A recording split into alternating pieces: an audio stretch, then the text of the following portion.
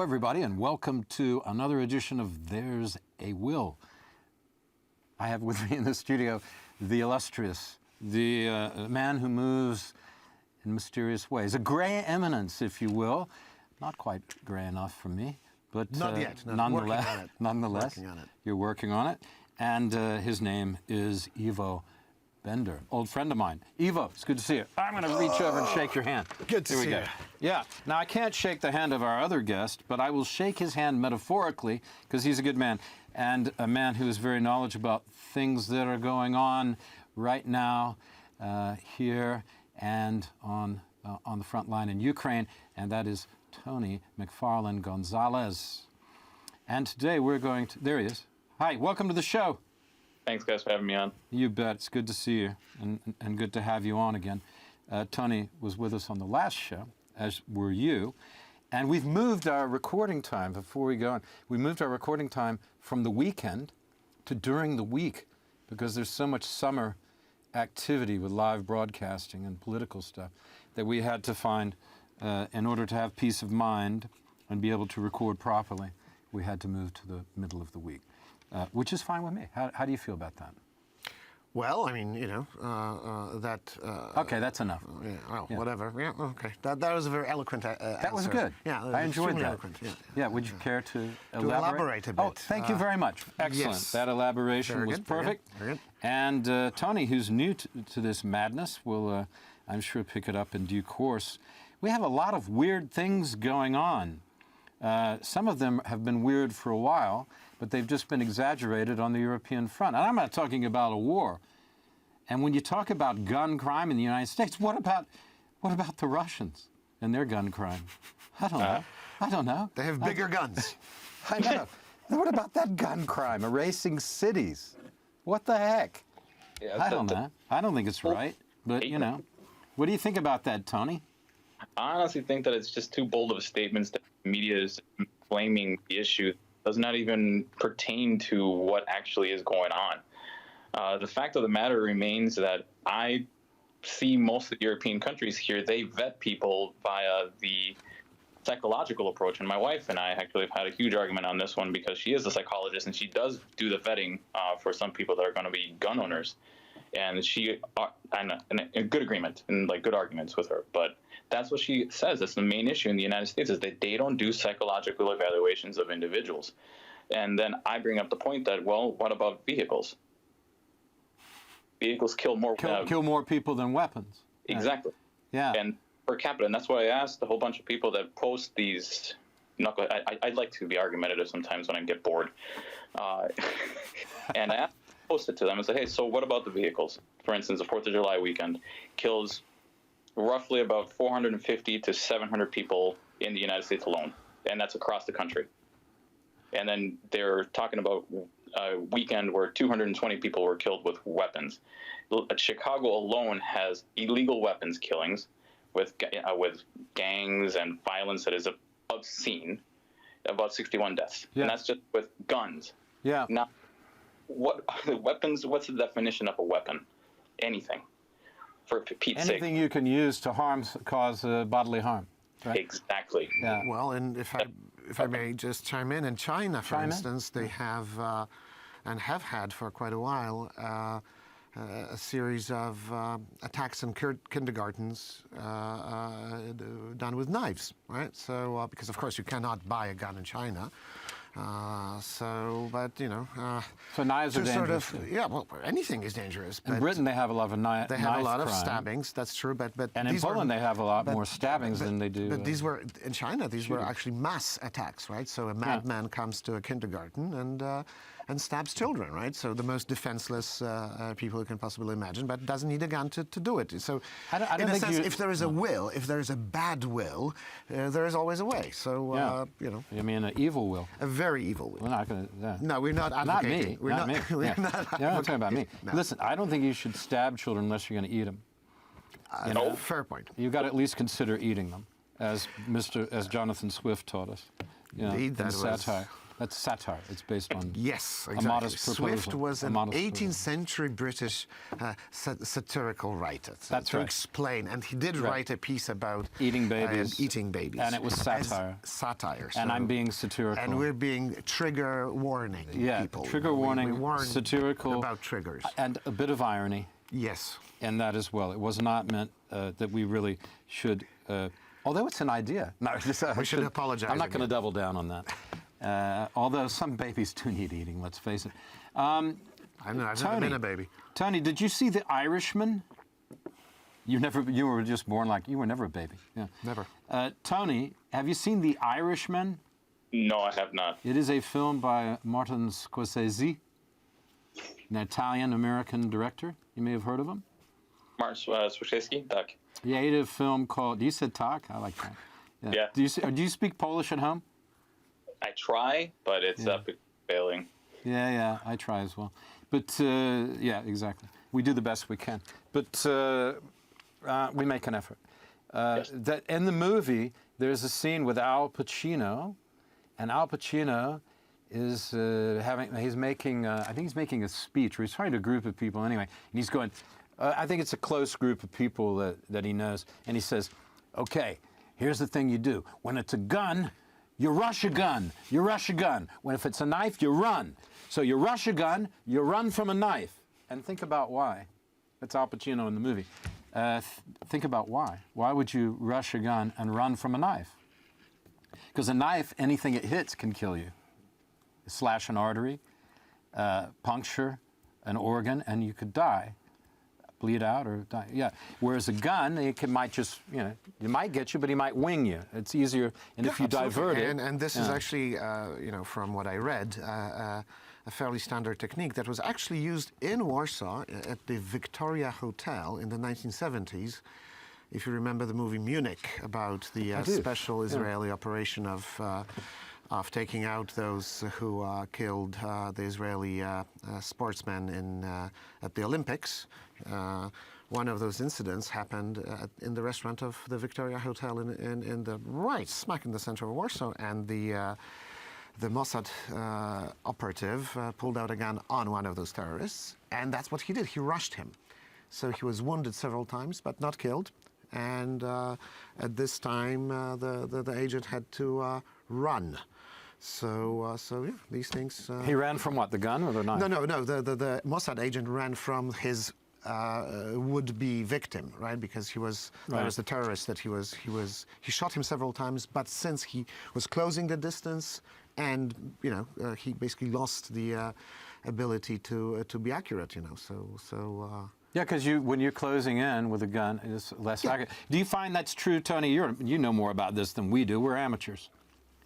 Yeah, that's absolutely true. They teach us in close combat with CQB that if you close the width and target, it's extremely difficult. That's why we have two different types of weapons. We usually have a rifle and a sidearm, which is our last resort, and then our close quarters combat resort is the knife. And we choose the knife because it's easily approachable. You can easily conceal it. You can easily maneuver it, and you don't get it caught as much as you do as a weapon, because a weapon is a little bit longer. Sometimes depending on if it's a pistol or a rifle, is longer than a knife, and you can easily maneuver a knife. So yeah, so if you take it, for instance, like if you do it in 300 meters, that's a rifle. Anything 150 meters back, you can use a pistol, and I'm really pushing with 150 meters on a pistol. And anything that is 5 meters or closer, you would either use a pistol, and at 5 meters, that's the minimum. You would use a pistol, and then anything from there lower, you get closer to knife territory. So it's discretion is knife when you pull that out. But yeah, it's true, because you don't give the person enough time to pull the weapon. It takes about an average good gunslinger is about maybe a second and a half to pull out the weapon from the holster. And in that second and a half, you can probably cover, if you're an athlete or a gunslinger, you can probably cover maybe 2.5 meters to get to the target. And that's with maybe 2 or 3 steps. Mm-hmm. And then they gotta aim, whatever. You can hit that arm, knock it up, or whatever. Would you knock the arm up, or do you knock the arm down? How do you? To the side. To the side. And away from you. To the side and away from you. Yeah. Okay. Yeah. I'm noting all this. Yeah. In Makes case sense. I'm Assaulted by a guy with a attacked gun. by or an animal with a gun. That would be even worse. Yeah. They're very unpredictable. I've seen some dodgy boxers in my neighborhood. Yeah. Anyway, speaking of dogs, why do you have a dog behind your head? Looks like a Scottie, is that correct? Yeah, it's a Scottie. It's a portrait. Yeah. The picture. That's my wife loves Scotties to death. Yeah, and how does she feel about Scotsmen? She questions the reason why she married one. Yeah, exactly. Because you're one.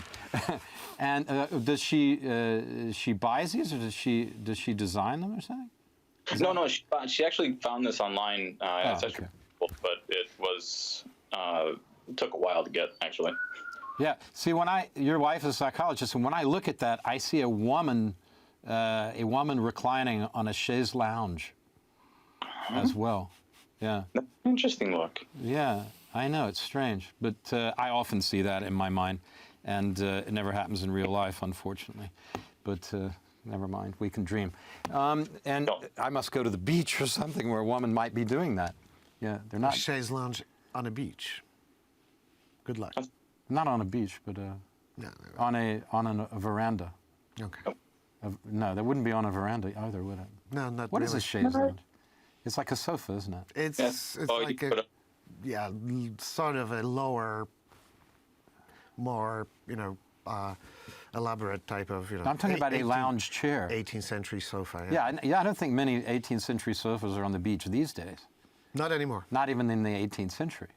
Yeah, I mean, people didn't really know what beaches are for back then. They're very backward. Tony, I'm going to come back to you after that brief and, philosophical interlude and talk to you about, bring this thing back from the 18th century, and talk to you about your previous incarnation in working in Afghanistan to bring people out of the country. Can you tell us a little bit about your background doing that, and maybe your background generally? Yeah, background is American Special Forces. I was in 18 Delta for a while, and then I got hurt in Afghanistan, ironically, in 2009, and then I became an officer, and I still continued my intelligence gathering and communications. Just last year, as everybody knows, the fall of Kabul, I still have a lot of friends that were Afghani translators and instructors to the ANISOC SOAG, of which I did work for ANISOC SOAG to train the Special Forces units that they had there at Kabul at a camp called Camp Moorhead, of which the Russians did control before, and also the British. Yeah. So very historical camp. It was the camp that overlooked Kabul, and it was very near the King's Palace, or the Queen's Palace, because it overlooked the Parliament building. And with that, we still had 330 people that were extremely high-valued targets for HVTs for the Taliban, as when it fell. We were denied entering the airspace.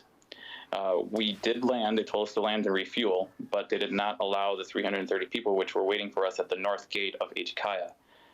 I had the president of Cam Air, who was allowing us to use President Karzai's plane, of which there's two of them. One was in Iran, and it was on its way to Turkey to refuel to go to Afghanistan. And then the second one was in Turkey at Istanbul International Airport, which we hopped on to go over to get these 330 people out. We didn't care how much it was going to cost to plan, as long as we just got those 330 individuals out. But it didn't work that way, because we got denied by the Department of State to tell us that we cannot take off with those people. We have to take off immediately and go back to origin. Mm-hmm. Even though we had clearance, we did all the proper paperwork beforehand. And as soon as we were on approach, they told us to land, because they knew that we couldn't wave off because we didn't have anywhere else to refuel. And they just said, hey, you're refueling, you're getting out of here. As we were approaching, the president wife of Cam Air saw us, called me as soon as we got down below the tower threshold, so that she can actually perform a cell phone call. And she says, "Hey, we can see you. Do you see us at the North Gate?" And she was waving an American flag as a recognition, as say, "Hey, we're here. We're waiting at the gate for you to actually come and let somebody pick us up and go." Mm-hmm. I felt like an absolute failure because of the DOS not letting my people go. And hindsight's 2020. I should have told them to go up to the northern city, of which the airport was still operating, and they could have bought tickets. But they trusted my team and myself to get out, and we did everything we could. But you were blocked by state. We were blocked by the They made a lot of bad decisions at this time. But I think it's well known, and this is one of the reasons the president's popularity is so low, because it was rather anti-American in many ways, I felt. At any rate, yes. The fall of, it almost felt like Vietnam when Vietnam was closing off, and we just kind of took off bats out of hell. It was exactly like that. Yes. You're approaching the runway, and you're seeing people being pushed. I mean, we're talking sea of thousands of people, and unreal. I just can't describe that. It was just. Well, you have those. You have the. I've been a bit of a student of Vietnam, and there are a lot of great documentaries. And Ivo, I know you've seen some of them too. And American Experience did a series on that. But there are lots of series of films about Vietnam, and the fall of Saigon is always one of the important chapters because it shows how you leave in the most undignified way possible. And I just, looking at what was going on in Afghanistan, I mean, did you feel there was a parallel from what you know about it, Ivo, as well? Clearly, as Tony does? Again, I tend to look at things from the historical perspective, and in both cases, you had a situation in which, in fact, the war was being won militarily, and it was political decisions that led to those withdrawals, right? It has to do with the way, and in fact, this was also the case with the French in Algeria. So it's the responsibility of politicians to end wars. Or the French in Indochina themselves. Well, Dien the French, Phu no, but the French literally, lost badly in Dien Phu when they set up a base, surrounded by mountains. No high ground. Assuming that the Viet Cong would not be able to put heavy weapons there. I bet Tony studied that battle, haven't you, Tony? Assumption to make. But a lot of historical battles, especially infiltration battles such as the ones that were into Granada. That was one of the best ones that I actually did study. Which one? The infiltration to Granada. Granada? When would that have been? Grenada, 1986. Grenada, not, I was thinking of Granada, the town in Nicaragua, or the one in Spain. I thought you were going really historical, perhaps in Spain or old Spanish history in the New World. Yes, Grenada. Yeah, and what lessons could you learn from that particular? Intelligence-wise, we failed. So the intelligence was really kind of piss poor. The other thing that we could have learned is also to do it more of a political route, because it could have actually been solved better than what it actually did.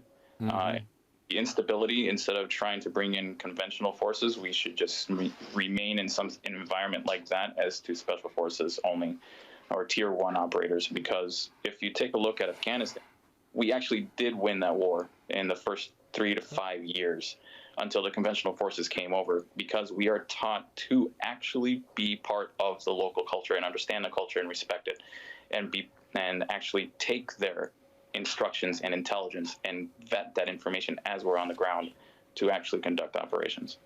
Actually, that's one of the lessons from Vietnam towards the end of the war. That is precisely the conclusion that the Americans actually put into practice, to be very tightly attached to local villages and basically defend them from Viet Cong and be one with the local populations, basically proving their worth to those people, and that's actually one of the reasons why the Americans, again, were winning in Vietnam militarily.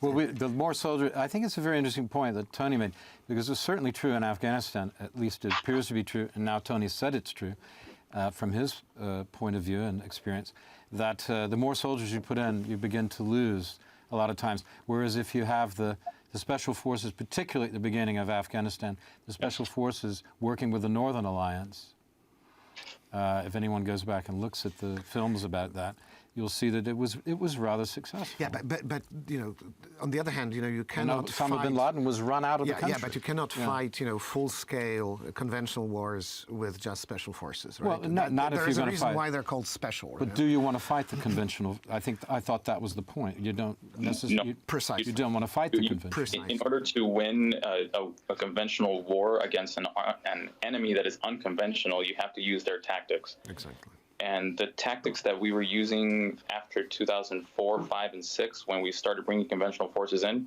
they don't want that. They want to fight the way that they used to fight, and they just want to have the control and the lifestyle that they used to have before. And in order to do that, we have to fight how they know and when they know, and use our tools in a manner that actually works with them. And that's why smaller light forces like SF or Ranger, even Rangers is kind of pushing it, or SEALs that were able to get in there and teach these guys and actually use the tools. Like, say, for instance, they use our guided bombs to get rid of some of the old Russian munitions or the old Russian armor that were beat by the Taliban, the Northern Alliance. That's what they needed, those types of tools to help push back that armor that they couldn't handle. I think in the second half, we'll take a break in a couple of minutes, but I think in the second half we should look at the differences between the Ukraine and perhaps Afghanistan. We've been comparing Afghanistan to various other conflicts. Since we have you here, Tony, I think it'd be good to talk about comparing those two and how they're different and what you've been doing there. So we'll do that in the second half. But right now, I wanted, if you could tell us for the people watching, what is the difference between Rangers, Delta, and SEAL teams, for example, and Green Beret? Okay, so the bane of my existence. So that's why I'm asking you, because it's difficult. It is. All of us you got 1 minute. So all of us are tier 1. So tier 1s are considered Rangers, Special Forces, and SEALs. Those are considered tier 1. Okay. Delta Forces are a combination of all of those groups, to include the PJs and Force Recon from Marines. What's PJs? Parajumpers from the U.S. Air Force. So those are the guys that go in for CSAR operations, right? So rescue operations.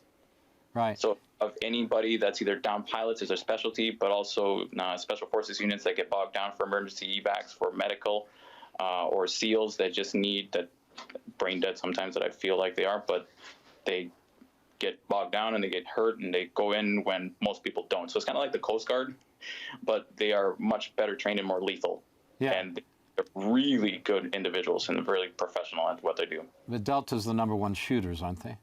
Delta's the #1 shooters, and then you have a tier level up above that, which they're KEG, and that's another specialty that I wish I was good enough to do, but not anymore since I've injured. Right. And okay, so we're going to take a break now. Thanks for that. We'll come back with more action-packed stuff with Tony MacFarlane Gonzalez and his Scottish dog picture behind his head, and excellent commentary from Iwo Bender as well. Okay, we'll see you in the second half. Thanks for watching.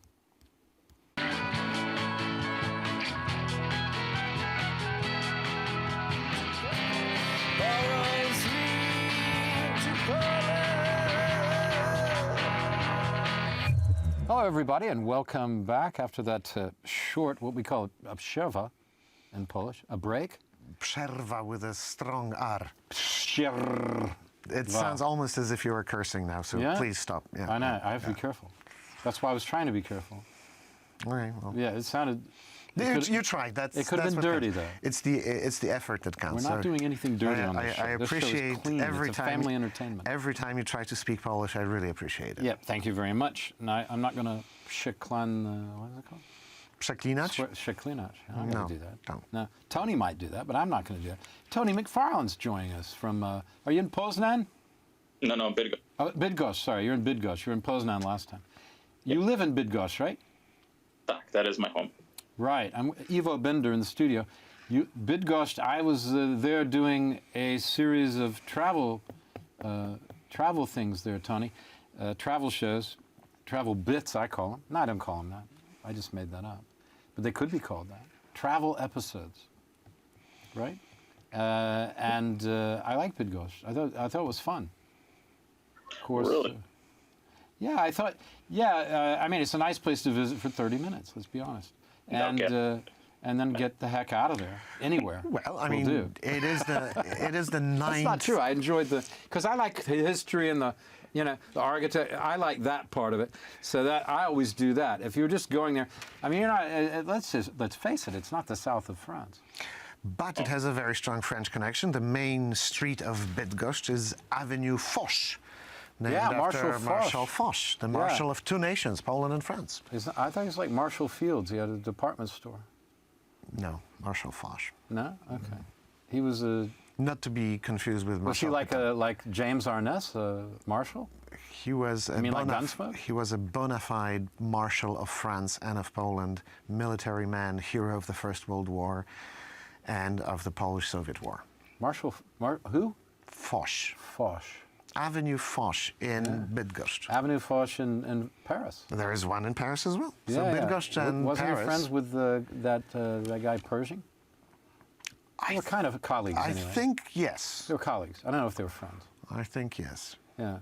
And he did send young, I think at that time, Captain de Gaulle to Poland in 1920 to help defeat the Bolsheviks. De Gaulle Stone, I know about. Yeah, de Gaulle, yeah. De Gaulle. Big nose, De Gaulle free Stone. French, that kind of stuff. De Gaulle Stone.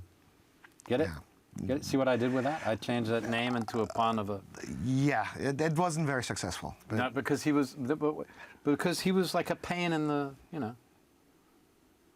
De Gaulle, wasn't he? a pain? Yeah, he was a pain in the neck to the Allies, wasn't he? Well, at some point, yes. On the other hand, you have to, give credit where credit was due. Well, he's a pretty good guy. He was the only French officer who stood up to the baddies in 1940. Okay, Yeah. so that's Tall bugger too, wasn't he? he was He was a tall fellow. Yeah. Okay, I don't know if he was a bugger, but he was a tall fellow. tall fellow for certain. Definitely. yes. Yeah, we should clear that up Yeah. because I don't want letters from Peoria. Yeah, but anyway, or Bulgaria. Or Bulgaria. Tony, we haven't forgotten about. He's so calm. He's just sitting there going, sooner or later this will end, and it will be my turn. No. It will be my turn.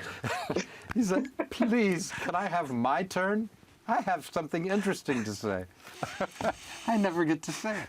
Okay, when we ended, our viewers will remember when we ended the last episode, we were talking about something very interesting, which was the difference. Well, basically, it was Tony was telling us why Delta hung the moon and everybody else is a loser. Wasn't that what you were? That wasn't it? News. No, do you remember? No, I'm kidding. Obviously, I mean only a little, but 5% joking, 95%. Yeah, because I'm on the Delta side. You know what I mean? I like those guys. Yeah, because we may need them. We never know. Oh, God. We could use this war. No, really. Could use them, right? Yeah. Because I saw Black Hawk Down. Was any of that true in the movie? Of course it's true. Was it true? Is it A little Hollywoodized, but true. little Hollywoodized? But the Rangers with the Delta, and the Delta were holding off, half the city. Those two poor fellows in the helicopter that went down, and they stayed. And that's a true story, and that's amazing. And they take out so many of these brigands, because let's remember there were a lot of pirates and brigands involved, not just as opposed to the normal Somalian people, regular Somalian citizens.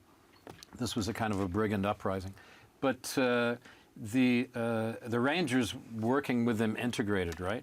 You think we could use these kind of people, this kind of expertise in Ukraine? How would the American forces or the NATO forces do against these the incredible onslaught of the Mongol-Russian crew? They would honestly right now utterly decimate them because of the way that we're organized and we have the supply depots that we have. As long as we keep pushing to the east, and we already started moving more pieces to the east border of Poland and alongside the Belarusian border. So it wouldn't stand a chance right now. Yeah, the Belarusian border is, I can testify, having been there, or attest, no testify, but attest that it's full of soldiers right now, all along there. I was just there. Polish soldiers, by the way. Polish soldiers, yeah, but they're everywhere. I mean, Polish trucks and soldiers. And you're not allowed to go into the border towns. Nope, not unless you live. They're closed off, and they have signs, don't go here unless you live here. So, because I had to turn around a couple of times when I was sort of checking out what was going on. A couple of weeks ago, we went to Białystok, and we're filming there. But very interesting things. A friend of ours who's on the show, who'll come back. You must come back and be on the show with Olgierd, Professor Olgierd, who a sinologist, very interesting guy. You like Olgierd, don't you? Yep, absolutely. He's amazing. Good guy. Really good guy. Very knowledgeable. Well, I stopped by and visited him at his house. He lives out there in near Białystok on the border of what's the province there? Białystok province. I forgot right now. What do you mean? The province of Białystok. What's it called? Podlasie. Podlasie. Podlasie, and then so he's on the edge of Podlasie and Mazowieckie, which is where we are, the biggest province in Poland. And seems to go on forever, doesn't it? Yeah, it goes almost to Sandomierz in the south. Depends how fast you're going. Yeah, that's true. That's true. How good the road is. But he was telling me that the soldiers, you run into them in the forest near him, and that's not even on the border. It's still a ways from the border. And, well, you know, it's blueberry season, so. Yeah, the soldiers are eating blueberries. Yeah, they're very nice. Yeah, they're I mean, picking they're the blueberries. much better than he the was ones you can picking buy. the blueberries and looking for mushrooms, and he said, there are the soldiers poking out from every corner. Yeah. So the forests are full of soldiers, which is a good thing, I suppose. There have been some movements with the American Army. They're going to be establishing a permanent, rather large base in Poland. Isn't that true, Tony? Yes, that is true. They have multiple choices that they want. The biggest one that they're looking at is in Poznan. But that's not the only military base that they're looking to establish. They're also trying to establish a naval base up in northern Poland near the Gdynia. So it's a little bit, I can't disclose the location, but once it's built, it's built. So it's obviously going to be connected to the Formosa base, but it's near there. Right. And that will be servicing the American, a contingent of the American Navy. And one would think, yeah. A very, very specific contingent. Mm-hmm. Very, very dedicated, specifically dedicated forces.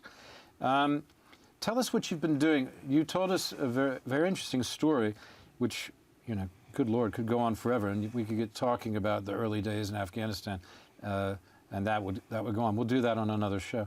But because I was there as a reporter, of course, in those early days. Before, you know, people were going, well, what do you do? I was like, I'm just a reporter. Don't worry. I'm unarmed. I'm just a reporter. And even the CIA guys were asking, because nobody knew, you know, you could be doing something different, right? It's compartmentalized. And so it was very funny. But his war can be hilarious, actually. Oh, yeah, sure. Be a lot of fun. So much fun. Yeah, it's not fun at all. It's scary. But you did all those things in Afghanistan. How did you translate your skills to this side? Well, you have a Polish wife. That made relocation, gave you one part of the relocation, I suppose. But how did you translate your skills to this particular situation, Tony?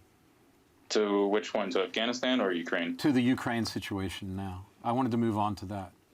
Yeah. It was not too hard of a translation. Well, I would say transition. Yeah. Because my main job in the military was a communicator, and we were trained as secondary job was a Delta. So basically a medic, so a field medic. So with that background, I knew that immediately we needed to start fielding and looking for people that are going to be injured, and especially the soldiers, especially now. They don't have enough room for themselves over in the Ukraine with the amount of people they're injuring. So we were starting to prepare for that immediately. And in the beginning, they were very reluctant, saying that we don't need that. That's too early. That we probably won't even. Who is they? The Polish government or the Ukrainian government, or both? The Ukrainian government. Right. Okay. Polish government, they kind of just put us off to the side and said, "You guys are crazy. You're not talking normally." And I'm like, "It's a war. It's going to be an attrition." And it's actually proving to be that point right now.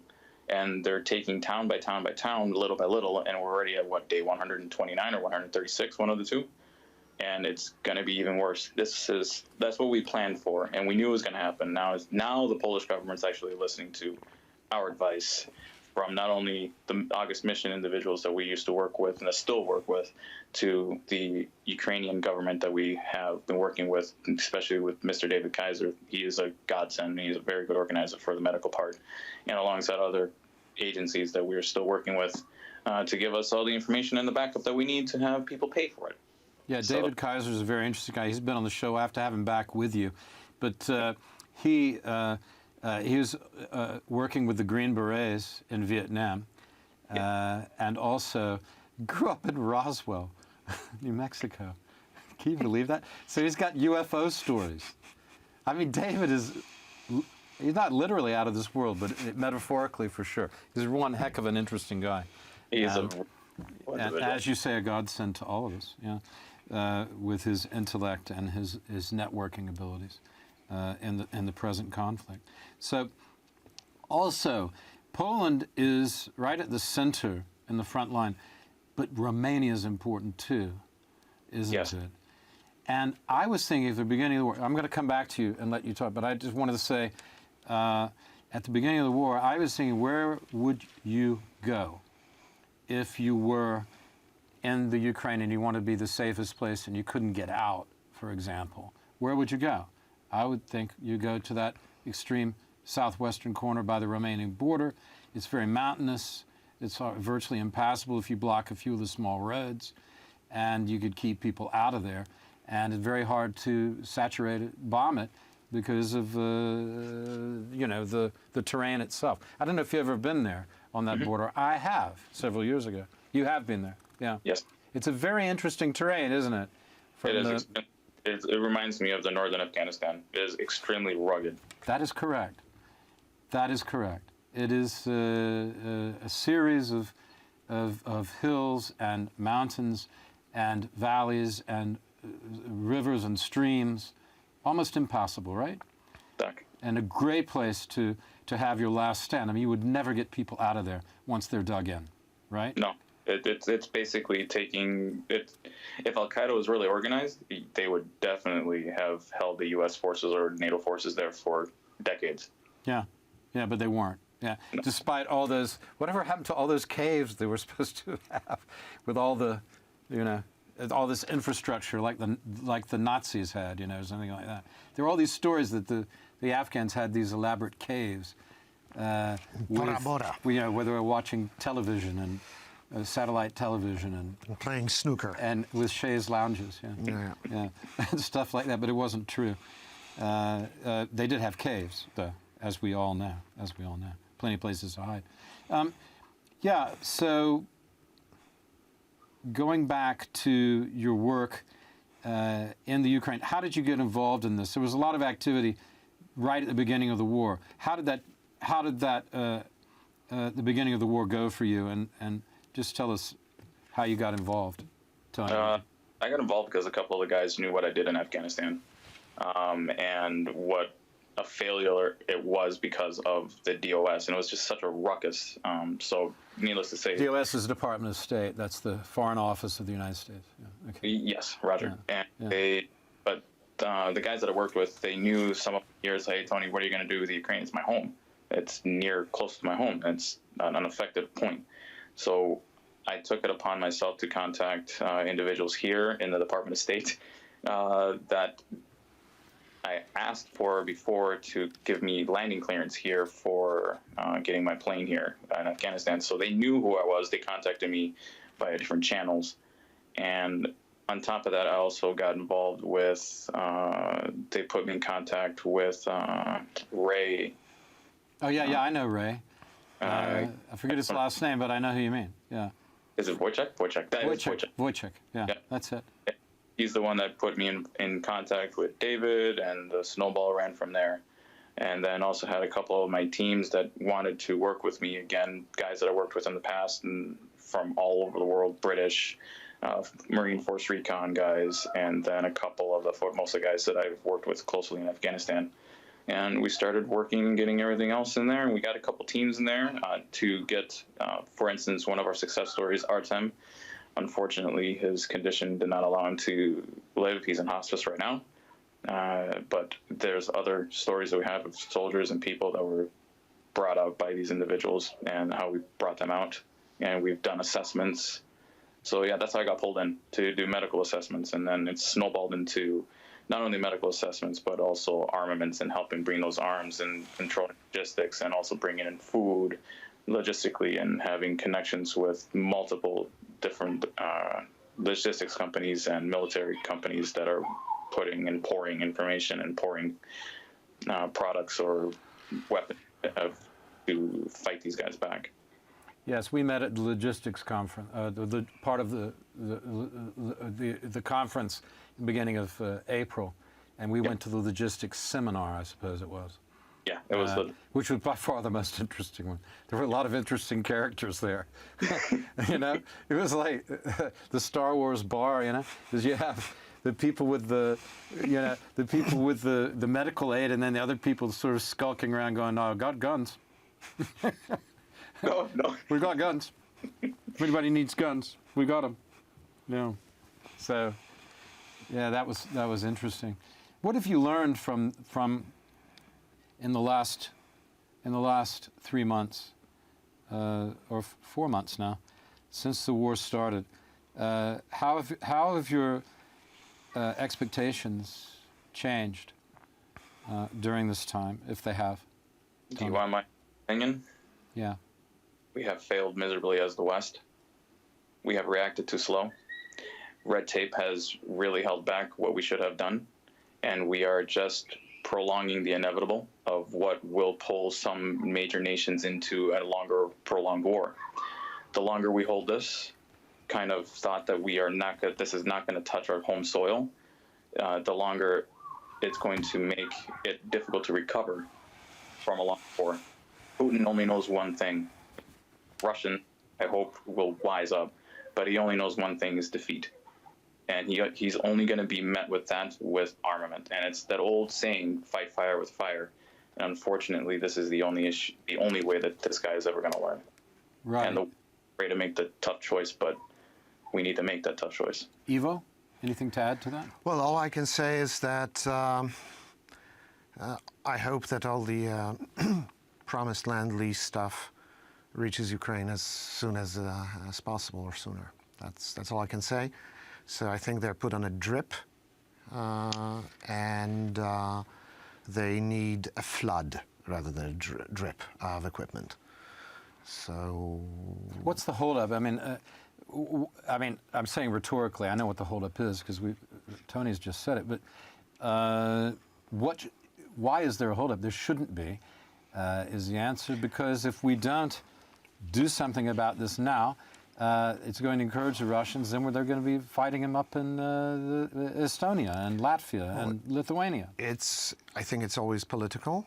I think I can say that, I'm not American, so I can say that, I think the American government has a very hard time explaining to the public, the general public in the States, why this is crucial, why this is important, why they are assisting Ukraine. So they fear backlash, especially since this is an election year. So this is basically, unfortunately, reminiscent of the times during the Vietnam War, where it was the politicians who were making military decisions. And in time of war, politicians should give, in my opinion, should just give, the objectives, but how to reach those objectives should be left to the men on the ground. So that's Tony? That's what happens. I absolutely agree with Ivo. That's one of the things that I was kind of caveating in Afghanistan. It's just let the warfighters be the warfighters. Let the people who are trained to do their jobs do their jobs. They're tying our military leaders' hands behind their backs and expecting them to fight, literally, with their hands tied behind their backs. That is not the best way to fight wars, especially a conventional war against a foe that will use weapons of destruction, pushed in the, and the person is crazy to. We need to do something in the world, bring that to a halt.